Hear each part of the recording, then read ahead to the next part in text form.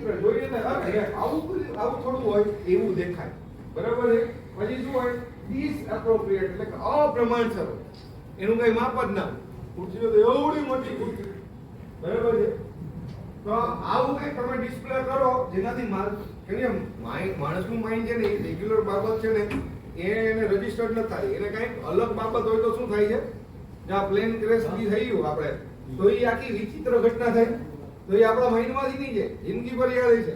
બરાબર. 99 માં વાવાઝોડું આવ્યું હતું, 2001 માં આપણે ભૂકંપ આવ્યો હતો, બરાબર. 2002 માં આપણે ગોધરાકાંડ થયો હતો અને પછી આપણે હમણાં કોરોના આવ્યો, બરાબર, 2020 માં, બરાબર. આ બધું આપણે કેવું યાદ છે કે આખું આપણા ધાયરા કરતા અલગ જ કંઈક થયું. તો કંપનીમાં આવી આ બધી બાબત છે, આવું કંઈક કરશો તો માણસોને એટલી બધી રિકોલ રહી જાય છે. તો એવું કેવી રીતના કરી શકાય, કપ સાઈડ ડિસ્પ્લે, જો આવું કંઈક કરવાનું. એવડી મોટી જલેબી લટકાડી દીધી, બરાબર છે કે એ જલેબી કલ્પના બહારની હતી, કેવડી એ કલ્પનામાં જ આવડી મોટી જલેબી હોય, બરાબર. પછી આવડો મોટો ભટુરો બનાવી દે, બરાબર છે.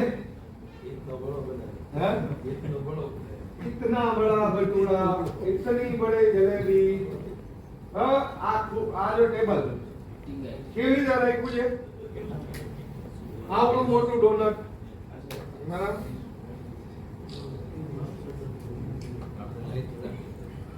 બરાબર. આ શું છે, એની ઉપર પાછો મોટો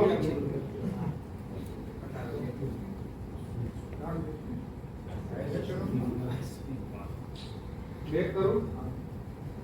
હવે કપ સાઈડ ડિસ્પ્લે છે. તમે કઈક આવું વિચિત્ર કેમ નાખો કે જેને આખા બધાયને તમારું યાદ રહી જાય, કેવી રીતના થઈ શકશે એ તમારે વિચારવાનું છે.